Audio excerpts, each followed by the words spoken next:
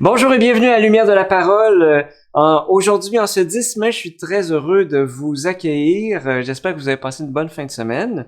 Alors, on s'en va tranquillement vers le déconfinement, espérons-le. Alors, mais nous, ici, à Lumière de la Parole, on est fidèles au poste. Probablement qu'on va continuer même après le déconfinement. Ça va dépendre toujours du discernement de notre équipe pastorale, mais en tout cas, au moins, on est là aujourd'hui. Alors, mettons-nous à l'écoute de la première lecture tirée des Actes des Apôtres en ce lundi. Avec Paul de Troas, nous avons gagné le large et filé tout droit sur l'île de Samothrace, puis le lendemain à Néapolis, puis sur Philippe, qui est une cité du premier district de Macédoine, une colonie romaine. Nous avons passé un certain temps dans cette ville et le jour du sabbat, nous en avons franchi les portes pour rejoindre le bord de la rivière où nous pensions trouver un lieu de prière. Nous nous sommes assis et nous avons parlé aux femmes qui s'étaient réunies. L'une d'entre elles, nommée Lydie, une négociante en étoffe de pourpre, originaire de la ville de Thyatire et qui adorait le Dieu unique, écoutait. Le Seigneur lui ouvrit l'esprit pour la rendre attentive à ce que disait Paul. Quand elle fut baptisée, elle et tous les gens de sa maison, elle nous adressa cette invitation. « Si vous avez reconnu ma foi au Seigneur, venez donc dans ma maison pour y demeurer. » C'est ainsi qu'elle nous a forcé la main. Parole du Seigneur, nous rendons grâce à Dieu. Vous savez, on a le choix d'être Linda ou d'être Lydia. Je m'explique. Dans sa fameuse chanson, je sais pas si vous la connaissez, Linda Lemay a signé le texte d'une chanson qui dit parfois tout haut ce que bien des gens pensent tout bas, c'est « Je veux pas de visite ». Peut-être c'est moins de mise en ce temps de confinement, mais en tout cas, elle écrivait « Je veux pas de visite, je ferme les lumières et les rideaux, je fais ma prière, je cache mon auto, je veux pas de visite. » Parce que je déteste les surprises quand je me promène en queue de chemise, parce que la visite, c'est pas futé.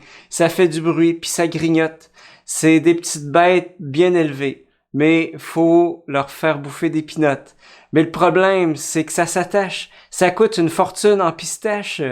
Puis quand ça finit par partir, ça nous promet de revenir. Et ça revient.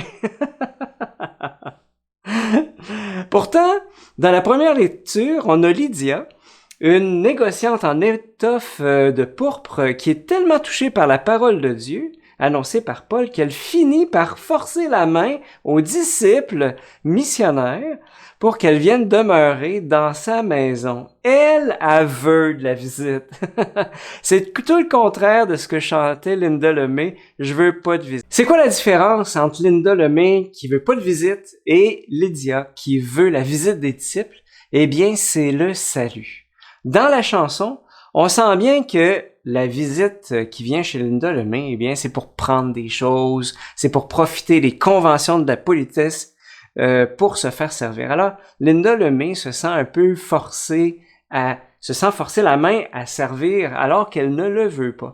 Et dans la lecture, en fait, Lydia, elle est touchée par la rencontre avec Jésus Sauveur qui lui ouvre l'esprit pour la rendre attentive à ce que disait Paul. C'est alors qu'elle reçoit le don de Dieu.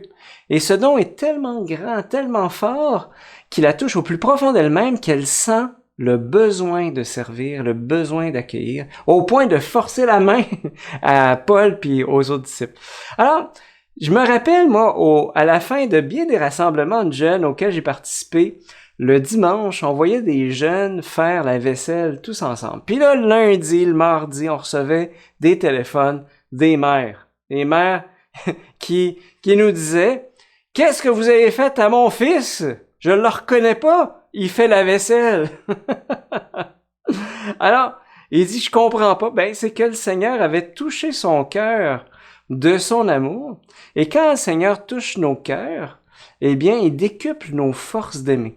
Être aimé par le Seigneur, eh bien, ça se transforme en nous comme un désir viscéral d'aimer.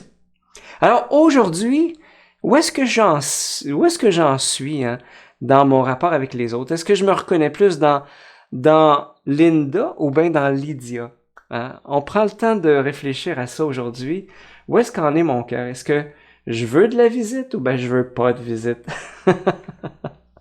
Demandons au Seigneur, au fond, d'élargir notre cœur par son amour pour qu'il y ait de la place pour beaucoup de gens.